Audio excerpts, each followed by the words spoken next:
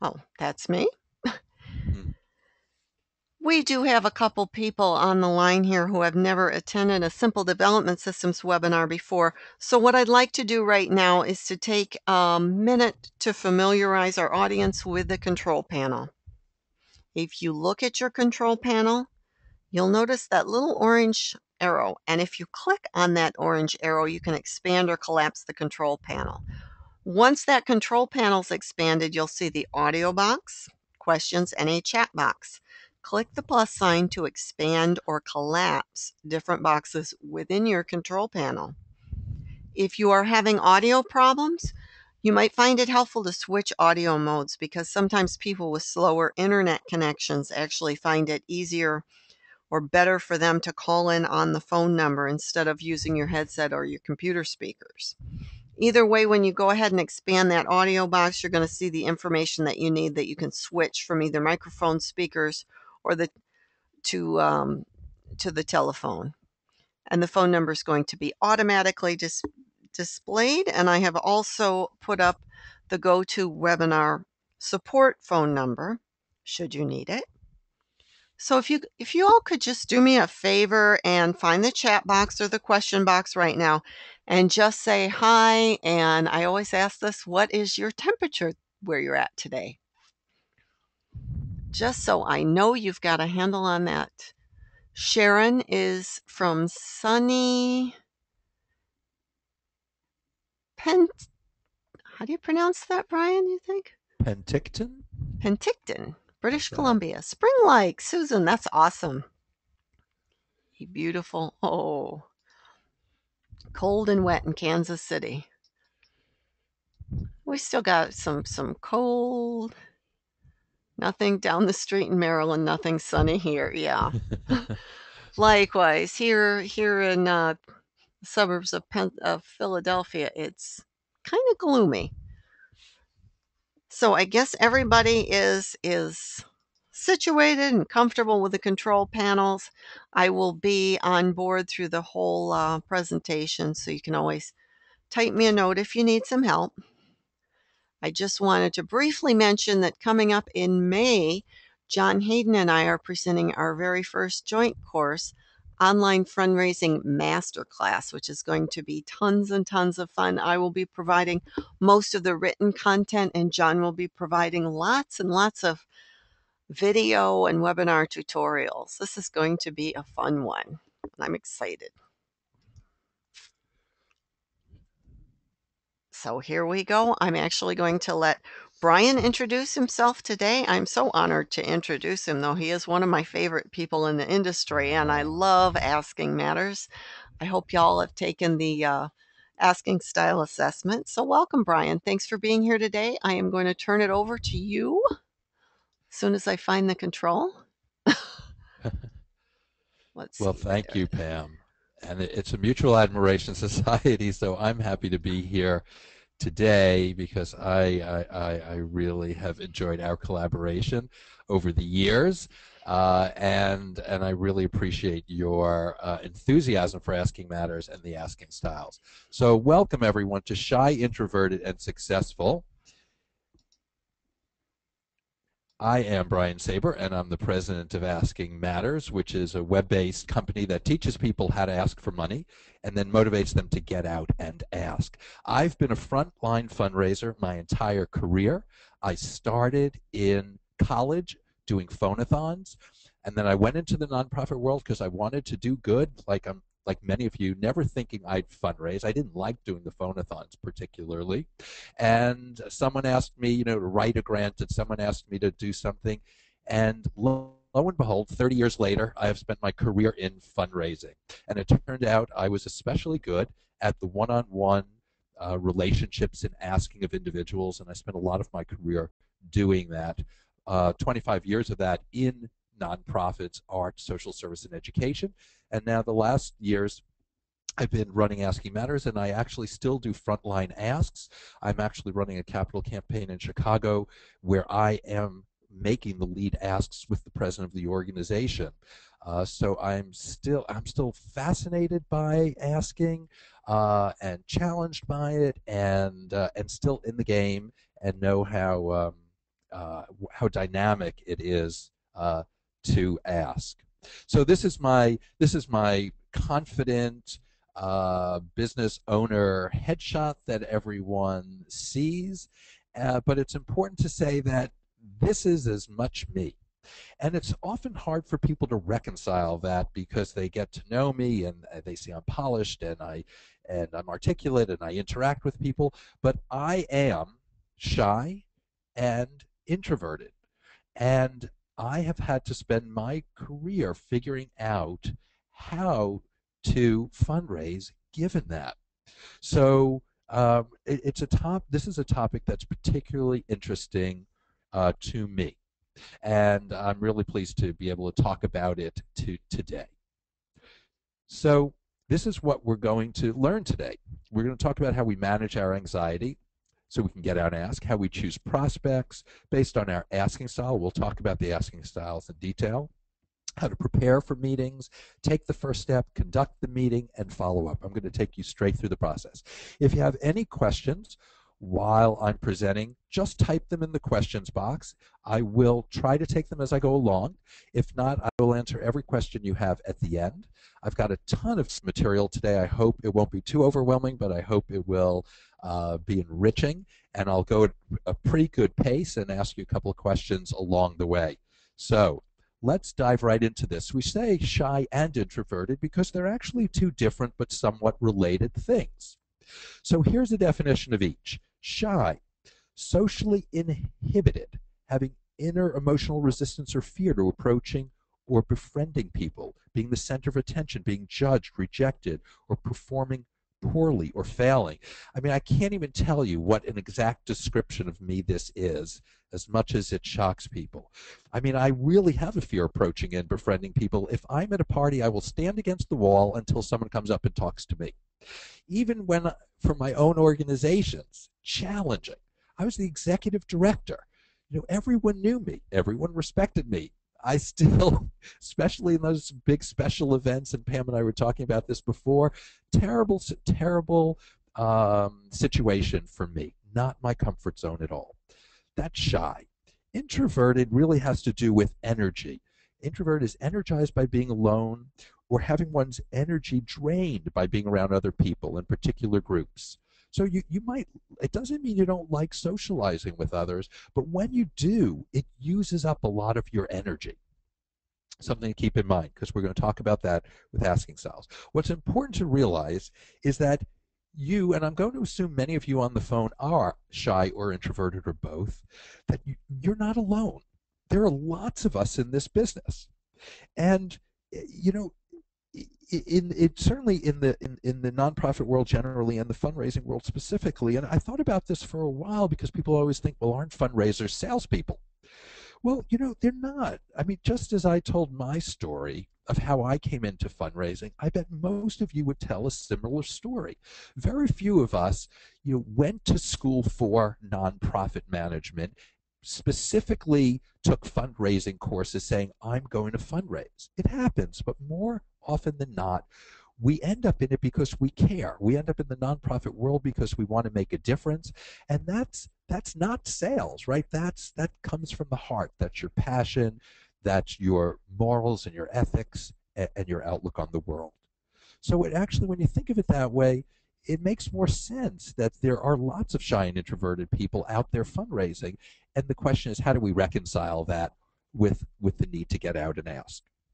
So I always like to spend a few minutes on why asking matters, to remind ourselves of why we need to push through all those challenges and get out there and do it.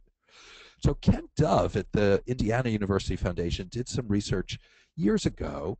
It's not surprising, but maybe the difference in numbers is in direct mail, 2% of those asks result in a gift. We know that. It's a shot in the dark, but over time you can build an annuity, right? By phone, this is not the cold callers, the cold calls most of us, if we're being honest, hang up on.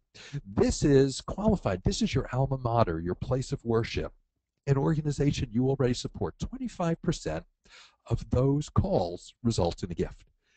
75% of in-person gift asks result in a gift. 3 out of 4. Those are incredible odds. I was doing a presentation for the National Council on Problem Gambling last week for their board, and I said, "Now those are really good odds, aren't they? If we had such those good odds, everyone would be making money and not losing money and losing their shirt."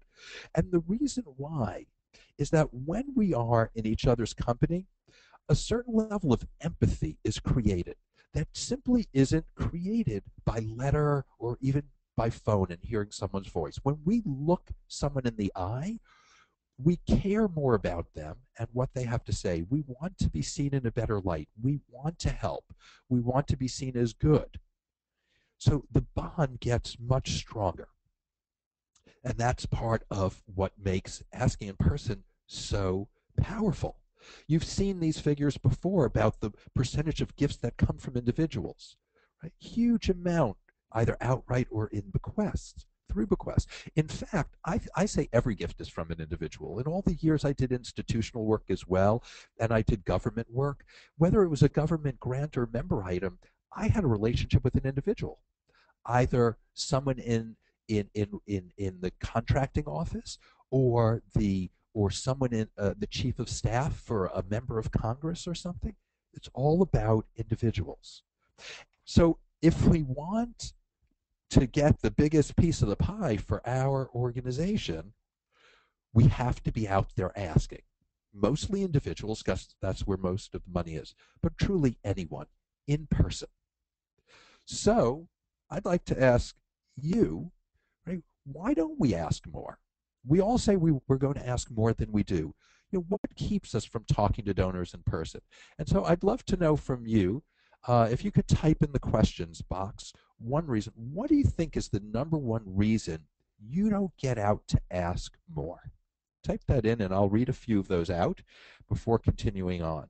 What's the number one reason you think you feel you don't get out more? Let's see what we have here. Um, don't feel the relationship is ready for an ask. That's a very important one. They won't give and will feel put upon. You feel that, it sounds like. Afraid they won't want to talk to me, Wendy says. Afraid of rejection, nerves. All of these, all of these really come down to anxiety. It is anxiety provoking to ask for money. It absolutely is for most of us, for many reasons. Certainly, we fear being rejected, especially we'll talk about the asking styles. But when you're shy and introverted, we're going to talk about that's an even bigger issue. But none of us want to hear no, right? And it is hard to take that personally, a little harder for some than others. It's awkward. It's awkward talking about money. I was taught growing up not to talk about money. My parents didn't talk about money. Those of us of a certain age didn't talk about money. And now we're being asked to talk about it. And the donor's being asked to talk about his or her own money. Very awkward, right? Very awkward. Awkward silences. A lot of these donors we don't know particularly well. And often we don't know what to do. And certainly our volunteers suffer from this the most, but most of us lack training. And so there's this feeling that we don't know how to do it. And when you put it all together, it creates this combustible experience, especially when we're shy and introverted. We can recognize just how challenging it is to ask in person, given all of this. So a couple of things to remember, and then we're going to move into the asking styles. Some of these you know, but I think it's important to reinforce these, especially when we're looking from the shy or introverted perspective. The first is that this is not about you. We hear it time and again, but it really isn't. You're the messenger. So when someone says they can't give, it's not about you, right? I'm assuming you're polite, you're articulate, you communicate well, you're gracious, you know your organization, you speak well of it. So no, I can't give, it's the donor. No, I can't give that much, it's the donor. The program doesn't interest me. It's the donor. It's not about you. Right? It's not about you. It's about the cause. It's about the cause. And you are a fact finder and a relationship builder. That's your role. And if you do that well, you have done your job. You can't make a gift happen. It's about asking questions and exploring and listening and learning and deepening the relationship. So we're going to talk a lot about the ask today, but in fact, so much of this is what happens before the ask. We also have to remember we're not supposed to talk that much. If we're conducting a solicitation well, the donor's doing more of the talking, and we're going to talk more about that as we talk about the arc of the ask later on. Really, in some ways, the only thing you must do is ask. You've got to ask for the gift, and we'll come back to this phrase a little bit later. Remember, you can't do this without training and practice. Everyone needs it, and we certainly do if we're shy and introverted, because training does alleviate anxiety. When we know what we're doing, we're less anxious about doing it. It gives us the courage to do it, a willingness to do it. We all know about Malcolm Gladwell's concept of mastery and how it takes 10,000 hours, and most of us will never be master fundraisers. I'm, I'm, I guess I am one. I definitely have spent 10,000 hours asking for gifts over 30 years, which is pretty wild when I think of it, but I have. Very few of you will do that. That's not the goal. But what you have to keep in mind is you have mastered the art of conversation. And that is the key, right, to building relationships. We all have that skill. We do that every day. We know how to do that. And if we train, we can marshal all those talents at conversing and use them for fundraising.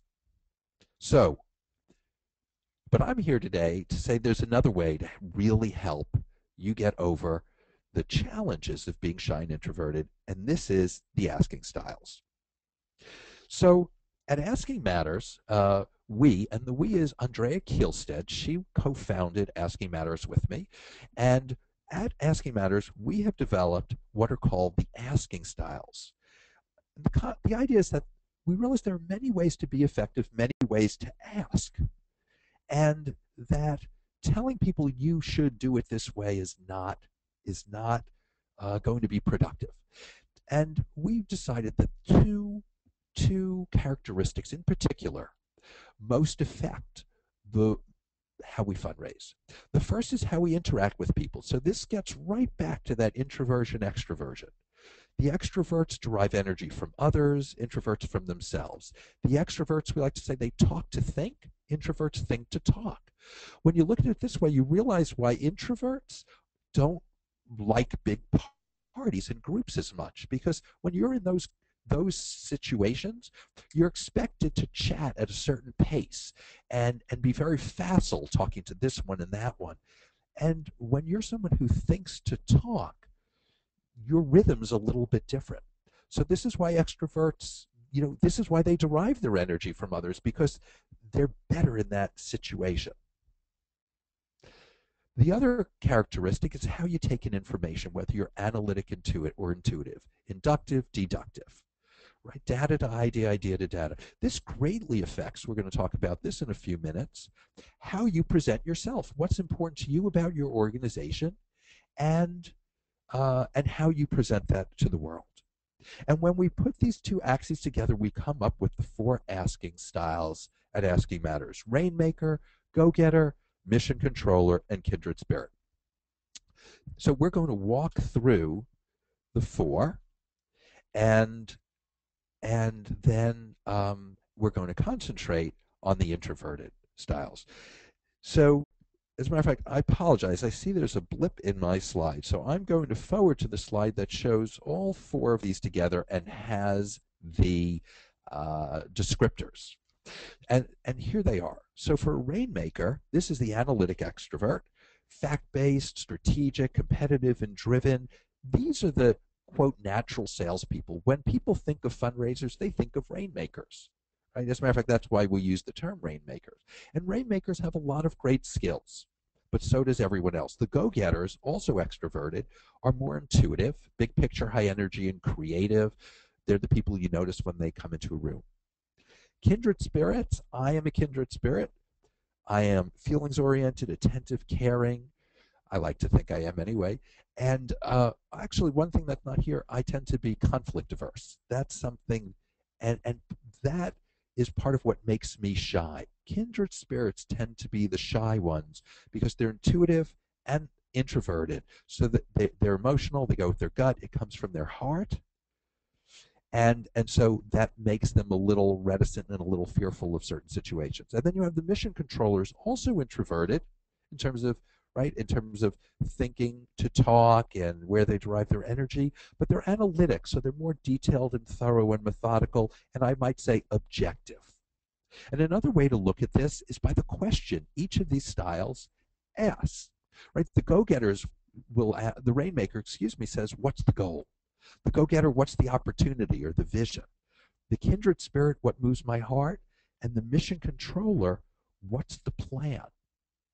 So here are the four again, and and I'd like to ask you which I'm going to launch a poll in a second. Which of these styles do you think is your primary style? Uh, and I will say that we all have more than one style, right? We act in different ways in different circumstances. So you may well feel you fall also in another category. We'll talk about that more in a minute. But I'm going to launch the poll and ask which of these four, Rainmaker, Go Getter, Kindred Spirit, or Mission Controller, do you think you are primarily? Here we go. So take a second just to answer that, and let's see who we have on the call today. Great. We've got 3/4 of you voting already, nice and quickly. I'll wait a couple more seconds to get a few more votes in there. And then I'll close the poll and show you what we have. 2 more seconds. Okay. Share the results. There we go. This is, well, it's of course not surprising because this webinar is on Shy and Introverted. I'm sure I was certain it would attract more of you who self-identify that way. And indeed, 77% of you identify as kindred spirits or mission controllers primarily. But what I want to say is, I get results similar to this whenever I do a webinar on any fundraising topic and ask about the asking styles. The smallest quadrant is rainmakers. I will get more go-getters in a more general population, a less self-selective one. But I think it's really important to understand most of us in this field are not the classic fundraisers. We're all trying to do it in a way that works for us, and it's not the classic salesperson way. Now, I often get asked, is there a way to get a more nuanced result? And there is. It's free to anyone. If you come to the Asking Matters website, not during this webinar, you can click on that Find Your Asking Style button, and there's a 30-question assessment, true-false questions. It takes only a couple of minutes to answer, and it will give you a primary and a secondary result. So then you'll find out, you can get a sense if your primary is kindred spirit, but your secondary is go-getter. It means that your intuitive side, that right side of the graph, is what predominates. If you're primarily a kindred spirit and secondarily a mission controller, then it would be the introverted characteristic that's predominating for you. So you can take that and find it out. And I also encourage you to do that with your fellow staff and board members. We won't talk much about it today, but this can be a very effective tool for discussing how we go about asking. The important thing to remember, none of the styles at the end of the day is more effective or less effective. They're just different. And now we're going to spend the rest of the hour, now that we've learned about these, applying them and learning how to be successful as shy or introverted fundraisers. So I'm going to spend the next 23 minutes taking you through the 5 steps of asking. This is how we define them at Asking Matters. And along the way, remember, in particular, mission controllers and kindred spirits, we're going to focus mostly on these 2 styles because this is about shy and introverted fundraisers, but you'll always see up in the gray area um, references to the other styles as well. These are the 5 steps of asking as we define them at Asking Matters.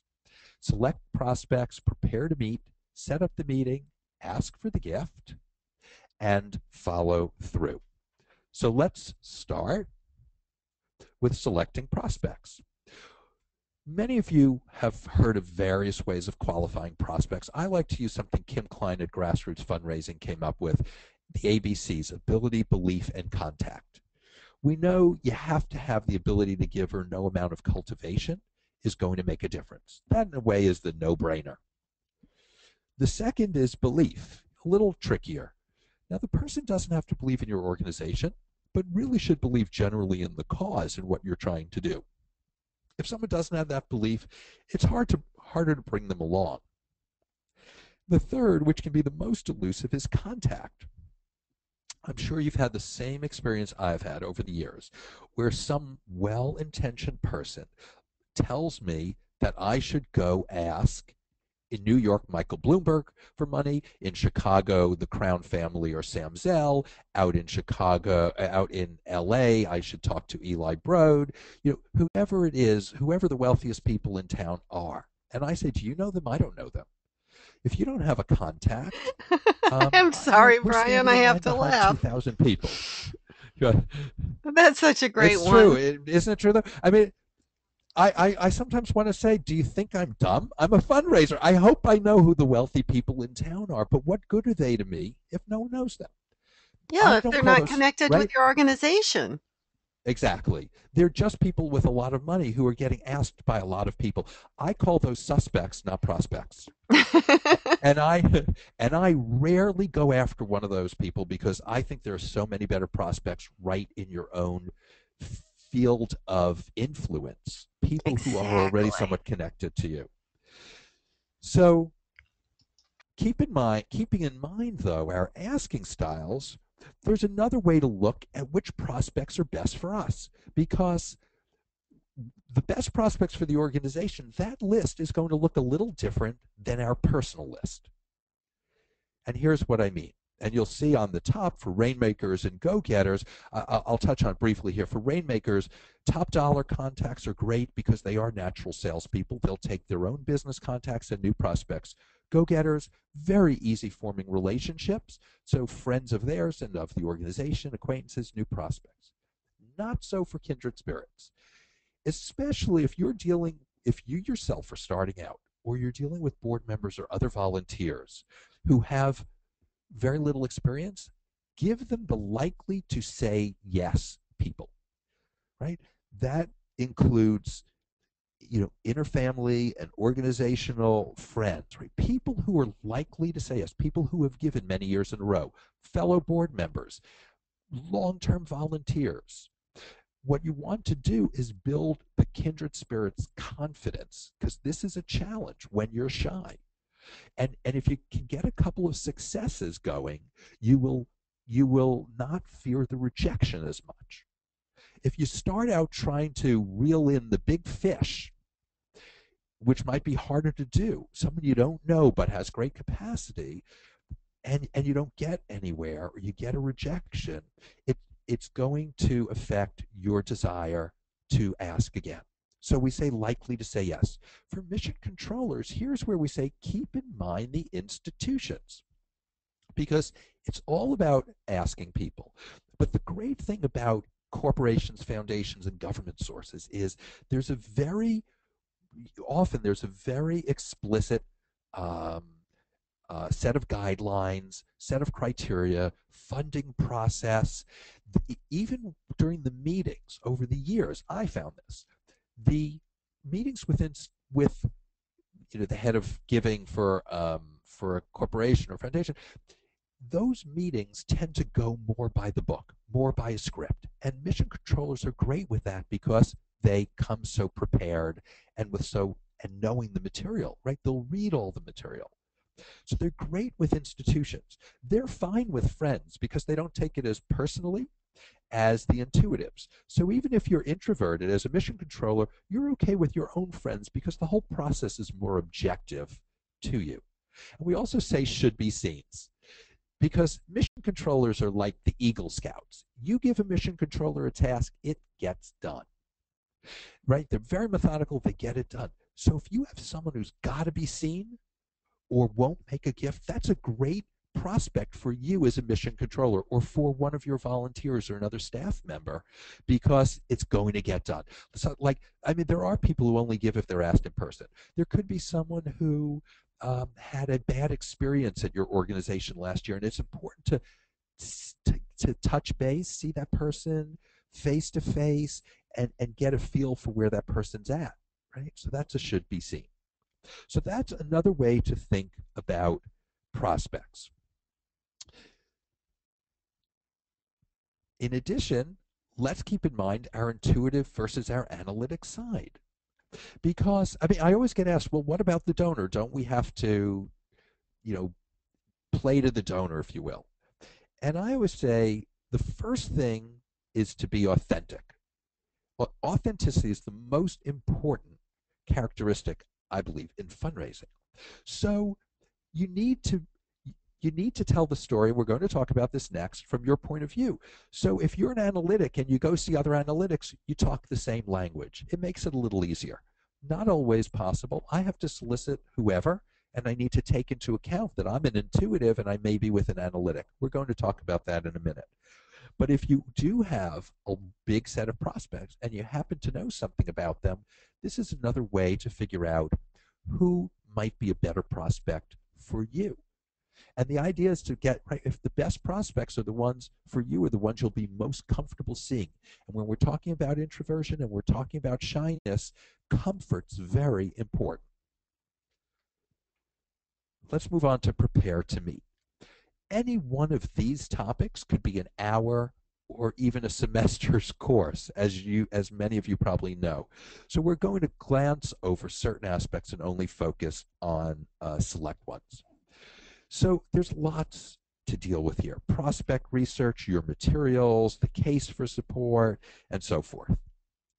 Let's start with making the case. We're going to focus mostly on this because I think many organizations miss the mark, and it is critical. The case, it's not a thing, or it's your story. It's not an elevator pitch. It's your story. Here's a great definition: a compelling set of ideas crafted into a story that moves the teller and the listener. The most important word in this whole thing is teller. Teller, you, the asker, because this story has to be authentic to you if it's going to be compelling to the listener, right? We're not talking about cold calling. We're not talking about direct mail here. We are talking about one teller and one listener, one person telling their vision of the organization to someone else, right? How they see it through their own eyes, how you see it through your eyes, through your experience with the organization. How do you see it? What's important to you? And that means we'll use different descriptors to tell our case. We're going to tell it differently, right? The rainmakers will do facts and figures and outcomes because they're goal oriented, right? The go-getters, big picture and vision, right? The kindred spirits are going to tell it from the point of view of their passion and the mission, what drives them. And the mission controllers are going to focus on the methods and plans. So we all tell stories, but the kindred spirits tell what I call people stories about their own experiences and the experiences of the people who are impacted by the programs. And the mission controllers tell what I call system stories. How is it getting done? How are we doing it? Right? That's very different from the goal stories and the impact stories rainmakers and go-getters will tell. We have to tell stories based on our own experience, based on our personal passion for the organization. So the mission controller, remember, asks that question, what's the plan? And the kindred spirit asks, what moves my heart? So, um, I, I, so the mission controller might say, what makes our program so special is the way we do this. This is the plan that we follow. We do this, we do that, and then we have, right, and through this system, we accomplish Y. Whereas the kindred spirit will say, my heart breaks for these people. I feel everyone, every animal should be sheltered, every person should be fed, everyone should have education. We need to cure this disease. And that's coming, it's visceral, it's coming from the heart. We're telling the stories differently. We spend less, I'm sorry, I think I did just miss a slide. There we go. I want to touch on a few other concepts in preparing to meet before we go into setting up the meeting. We will each do a different amount of preparation based on our style. We both, as shy and or introverted people, we do need to prepare. But the mission controller will more likely write out a detailed review, whereas the kindred spirit will prepare questions. Right? The mission controller written script. The kindred spirit has to go visit those programs and make sure all of that is fresh in his or her mind, because the story will come from that. The mission controller is probably more likely to want practice sessions, but both of these styles need to prepare in their own way. It is much easier for the extroverts to wing it. The go-getters in particular absolutely will wing it because they're just not big on preparation. They're very comfortable that they can cover it in the moment. They're confident in themselves. They will do the least amount of practice. I think everyone needs some practice, but they will do the least. Rainmaker's a little bit more, less practice, but a lot of review because they're analytic. So I hope you're starting to see how our styles, they really affect us each step of the way. If we're introverted, we have to be careful here. We can't wing it. If we're mission controllers, winging it gives us anxiety because we need the plan. For kindred spirits, winging it creates anxiety because of, right, we're conflict averse and we want to be prepared for the various situations and make sure we know what we're going to say. I often now, and I did early in my career, I actually bring a list of questions with me to every meeting. And I hope I can position myself in the room so that they're on my lap or otherwise discreetly displayed to me. Because if I hit one of those awkward moments, for me as a kindred spirit, it's more awkward than it would be for a go getter. And I want to be able to look at that list and come up with another question. So I prepare by having those lists. The mission controllers will probably prepare by having more of a script. We are now on to setting up the meeting. To me, setting up the meeting is the ask. This is what I mean. I go back to Kent Dove's his calculations, and he says that 75% of all asks result in a gift, and we know that empathy is really important. But here's the other piece that is critically important to that, and I'm going to say now that my success rate has been at least 98%. And it's not because I am the best asker in the moment. I promise I'm not being coy about that. I think my rate is high because one, I cultivate, and we don't talk about cultivation here because we're talking about the ask mostly. I cultivate people well, but most importantly, I make very clear why I want to meet when I'm setting up the meeting. I'm setting up some right now. And I wrote to a few people. We're going to talk about that in a minute, writing, calling. And I specifically said in each case, you know, Ron and I, he's my boss out in Chicago on this campaign, he's the president. Ron and I want to come talk to you to ask you to make a financial commitment to the campaign. Or however we word it in each case, it says that's why we're coming to see you. Well, if someone doesn't want to make a gift and you've made that clear, the person's not going to meet with you. Because as we said earlier when we talked about anxiety, donors have anxiety too. So donors aren't going to meet with you only to tell you no. That's a really awkward position. That's not creating a lot of empathy. I mean, imagine how many donors want to sit with you just to tell you, no, I won't support your cause.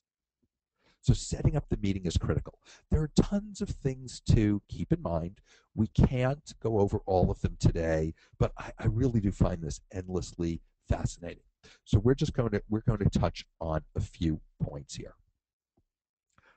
The first is when we first reach out, the mission controllers, of course, are going to be more formal, specific, and detailed, just in the way they go about this.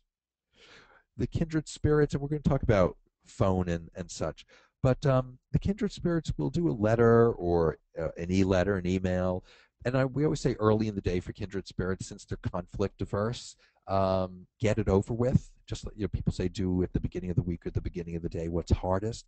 That's really true for kindred spirits. Get it out of the way. But here's the number one thing for all you introverts, whether you're shy introverts or not, all of you on the phone, do not call first. Do not call first. This is a huge recommendation. After 30 years, still virtually never call first. It's out of my comfort zone. And in the moment, people are so busy today, they pick up the phone and you don't know when you're going to. First of all, a lot of people don't even pick up a home phone or an office phone, so that makes it difficult. But when people pick up a phone, they're invariably busy, they're with something else, you only have half their attention, they say, I've got to call you back. There are a million reasons why your fantasy of how that call will go often is not aligned with the reality of how it does go. And if you're introverted, and especially if you're shy, that can be a traumatic experience. So I say always write first, whatever format works for you. It can literally today, if you know someone well, be a text, but it's something first. I think emails in 95% of the cases today appropriate. Email now is considered formal writing, and because virtually no one writes a letter, right, and everyone's using text and things like that. But something in writing first, and there are lots of benefits, I think. Right, I think regardless there are. You get to deliver your whole message. You can avoid everything that can go wrong on a call, as I just discussed. The donor, we hope, is more informed when you do call, and you get some sort of response which gives you a sense of where you stand and helps you take the next step. So for the shy and introverted, I say don't pick up the phone first. Write first, break the ice so the person knows why you're calling. You don't have to explain as much. It makes it a less awkward experience. Now, I'm always asked, do I send material? Do I bring material? Well, we often don't know our donors well enough to know if they want material in advance or not. If you don't, do it your way.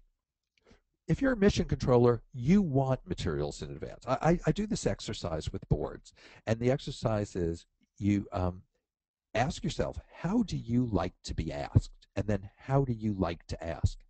Now, invariably, they're similar because we treat people like we want them to treat us. So mission controllers want all the information in advance. Like, give me all the information, but then go away and let me think about it. That's the introverted side. The rainmaker probably says, okay, give me all the information, let me look at it, and I'll make a decision, right? Very extroverted analytic. So if you don't know anything else and you're a mission controller, send the material in advance because that gives you comfort.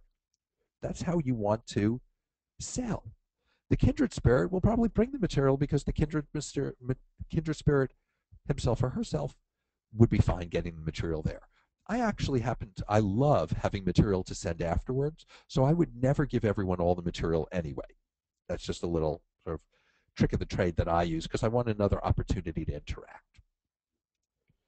But the styles, as we're setting up the meeting, have another benefit, and that is if you have the luxury of being able to pair on your solicitations, partner on them. I think it's very powerful to take two people on a meeting almost every time. There are some exceptions where it really has to be one on one, but most of my big asks are made 2 on 1 and sometimes even 3 on 1.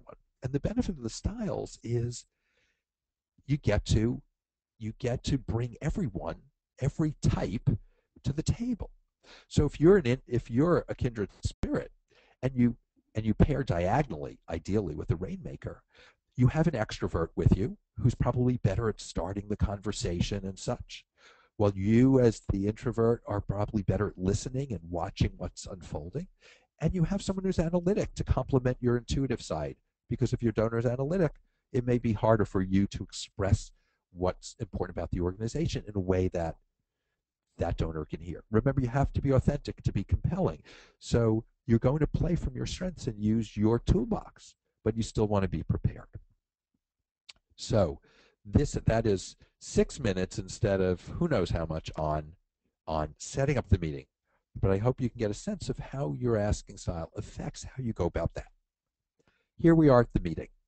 Let's keep in mind that all our strengths, and as a mission controller, detailed, thorough, observant, good at closing. No, not sure why that mirror image is there. And kindred spirit, attentive, thoughtful, compassionate. Stories come from the heart. This is how we're going to be in our asking meetings. What we also have to keep in mind is our challenges here. The mission controller, of course, has this urge to control. And as we know, meetings flow in a natural way, no matter how scripted we are, no matter what we're prepared for. We don't know where the donor is going to take the meeting. That can be a challenge for the mission controller. And for the kindred spirit, it's really the anxiety about closing, asking for that gift and closing it, because that's where that fear of rejection and that being conflict averse comes in. So we're going to spend just a few minutes on and on the ask, which really is an intentional conversation, which means you have to go in knowing what you want to get out of the meeting to get the most out of it. And we use here the arc of the ask, which is a concept that was developed by Andrea Kielstedt, my co-founder, which breaks the ask into these 6 segments. And your role is to take the meeting through these segments from one to the other, to be the conductor of this meeting and make sure it moves along. And if you're doing it right, you're spending more or less, if you have a full hour for a meeting, this amount of time on the whole meeting. You start with settling. You have to settle in because you've each come from a different place. Even if you go visit someone in his or her office, that person has just come from a meeting, has gotten off the phone, off the computer. So you start with these easy how or what questions to get to know each other, and you spend a few minutes. If you're good friends, you may spend more time.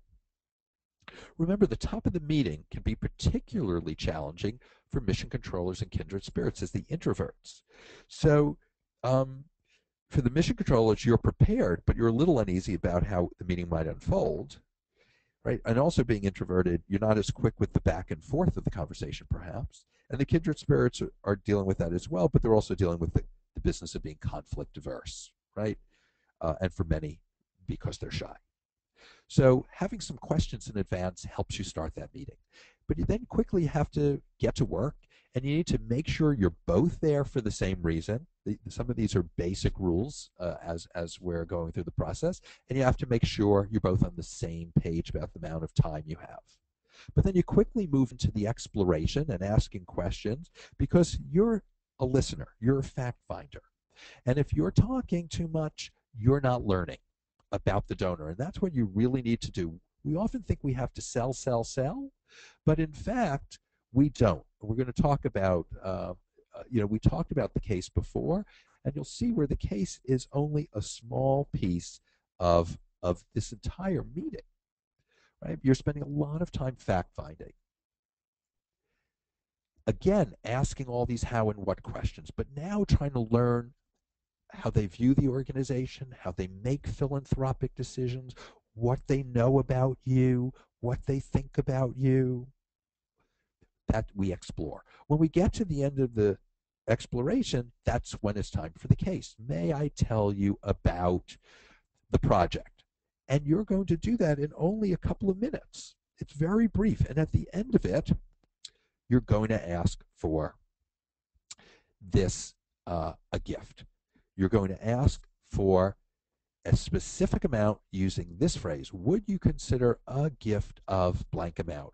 Possibly for whatever if it's not clear already. Would you is conditional, very open. Consider is very gracious. A gift, we like to give gifts. And a specific amount because the donor is expecting you to tell him or her what you want. You've asked for this meeting. If you come in and you just mamby-pamby ask for a gift with no amount, then it's less compelling than saying, would you consider a gift of $1,000 for our after-school program? That makes it more feel more thoughtful to the donor and therefore more important. A lot of people don't ask for specific amounts because they think they'll shoot too high, they'll shoot too low, the donor will be insulted, whatever. None of those reasons generally hold water. In almost every case, you need to ask for an exact amount. And then, of course, you need to be quiet and let the donor think about it for a second and answer, because the donor is going to give you an answer. Yes, no, maybe, and it's going to be about program, time, or amount, something like that. And then you're going to spend time again exploring that answer. Now, if the person says yes, great. The meeting's almost over. You type the loose ends, which we'll get to under confirm. If we've asked for a personally significant amount, if we've really hit the mark, the person needs to think about it. So the person's going to have questions and you're going to be answering them. You're going to explore and find out what they like, what they don't like, why they think the amount's too high or the program's not right or the timing is challenging or what else they need to know. And when you're done with all that, you're going to summarize. It's time to confirm, make sure you're on the same page. That is the arc of the ask. So it's important to remember here in terms of the asking styles, right, that as the introvert, right, the natural flow of the conversation is a little more challenging for you, and your preparation will be key. And if you can bring an extrovert, that's really helpful. And you get to play the role you actually play best. One of the strengths of introverts is we're better listeners. We talk less in the meetings, and it means we listen more. We do that at parties. I'm sure many of you would say that. At parties, you often listen, if you're shy or introverted, you listen to other people a lot. You take in all that information. So you're wonderful in these meetings where you're supposed to listen and learn. Great skills along the way, but challenge is being introverted. And then we're done, and it's time to follow up and follow through. Again, we all have our strengths. Kindred spirits, because we tend to be warm and fuzzy. With people, we're very good at making donors feel appreciated. We might take the time for handwritten notes, right? We'll also write up only brief notes about the organization, whereas the mission controllers will be very detailed and methodical and precise. They will be great at each of the steps of follow-up, maybe a little less so on the warm and fuzzy, right? They might think, okay, we can send out the same letter and just change the name, right? It's systematic. But you want to do something immediately to let your donor know how great the meeting was. If they made a gift, how much you appreciate it. Right? You need to let everyone know uh, what's up. You need to write up notes. Again, the mission controller, this will be a strength for the mission controller. For the kindred spirit, it may be brief notes, but everyone should write up something if they can. But, kindred spirits, it's not likely that you're going to write up a big report.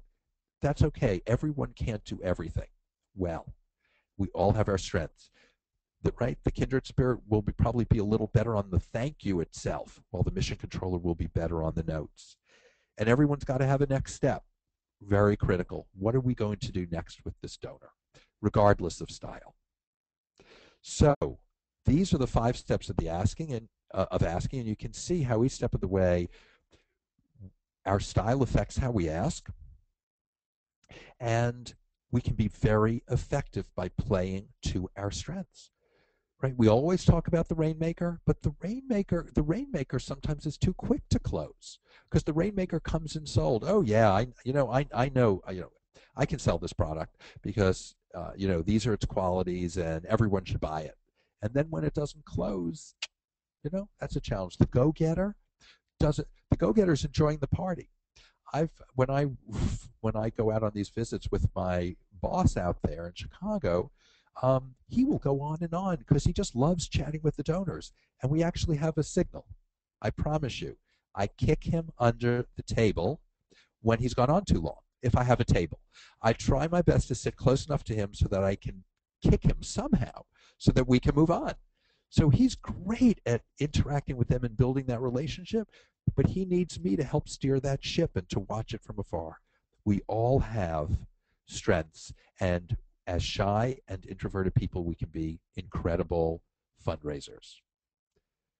So, time for some questions, and um, I see something from Janet. Janet was asking how to create a compelling story. Well, if I had more time, something I took out of this because of time, there are two really important concepts here, Janet, that I like to impress. One is the idea of features versus benefits. Michael P. Miller, another fundraiser, he talks about the fork and how you can talk about the fork as having four tines that you stab your food with, and it's got a long handle, and it's made out of a hard material, so it doesn't bend. But the benefit is that it gets the food to your mouth efficiently, and when you're eating with other people, you don't look like a slob, right? That's the benefit, and the impact is it makes for a better eating arrangement for many of us. Some people love eating with their hands, right? You want to focus on the benefits and the impacts that they're going to have. And sometimes you can make a chart for yourself. Think of an academic institution. You can say we have 40 majors and 180 acres and 6,000 undergraduates, and we're number 10 in the country in engineering. Or you can talk about the impact you have teaching students how to think critically and sending them out in the world to make an impact in the world and to lead productive lives. The second is need versus vision. I worked in social service forever. I had to make a June 30th budget. We needed money. We were running daycare. We were running programs for seniors. We had mental health services, and we didn't have that money in the bank, right? We were still trying to make the budget on June 29th. I know almost all of you have that same challenge. We had need, but you still have to tell it in terms of vision. So, need elicits a certain emotion. There's a natural tragedy or some national tragedy, right? A hurricane, whatever, and we give a gift, a memorial, we give a gift, but they're small. When we talk about the future, like we do in capital campaigns, we get people to be our partners in that vision, and that's what sells. So, I was in a workshop not too long ago, and I was talking about this, and a woman said, I need to raise money because we bought a building and we have to work off the debt because we can't afford to carry it. I said, well, that's your problem. But why do you have the building? Well, what do you do in the building? We teach art classes to children. Well, why do you teach the art classes? Right? We teach them because they help kids learn. Wonderful. And what happens when they learn how to learn? Well, then they can be better in school. What happens when they're better in school? Right? We're trying to get to the impact. The impact of art is it gives you a common language. It gives you a way to see the world. It gives you right. It helps you think of yourself as a citizen in the world. It helps you think more broadly and more creatively, which you can apply to whatever you do in your life, right? Which is going to make uh, you more fulfilled and is going to make your society richer for what you'll bring to it. I mean, this is where you need to get to. So you take your case, your story, wherever you start, and you keep asking yourself why, just like our children always ask us annoyingly, why? They're never, right? You need to do that because each time you ask why, you're actually going to get to a loftier answer, a more visionary answer, and that's going to be more compelling. So that's my answer as to how you create a compelling story. I don't see any other questions, and that means I either overwhelmed everyone, bored everyone, or answered your questions. So all I'll say, since there aren't any others, is thank you for joining me today and letting me share with you all this information about Shy and Introverted. I want to wish you all the best in your fundraising. It's the hardest work in the nonprofit world, and I really admire all my fellow fundraisers for doing it. And Pam, I thank you for having me on today. It I is, love isn't it? working with you and always chatting about us shy and introverted people. So thank you all. Thanks so much, Brian. Pam. Thanks for being here today, and everybody have a wonderful day, and don't forget to take your, Teresa says, thank you for a wonderful webinar. Thanks for coming, Teresa. Thank you Yay. all. Bye bye. Bye bye.